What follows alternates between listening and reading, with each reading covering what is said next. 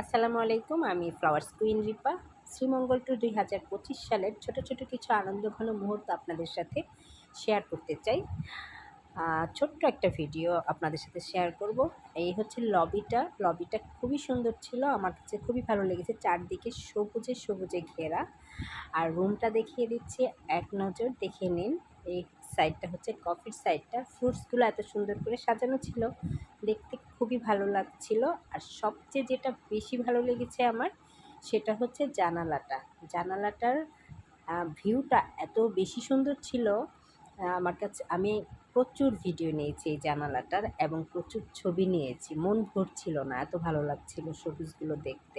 দুটো double bed ছিল আর ওয়াশরুমটাও খুব গোছানো ছিল, পরিপাটি ছিল। সব মিলিয়ে খুব ভালো ছিল। গ্র্যান্ড সুলতানে আমি প্রথমবার গিয়েছি, আমার কাছে ভালোই লেগেছে। আপনাদের কাছে কেমন লেগেছে কমেন্ট বক্সে জানাবেন। ধন্যবাদ সবাইকে।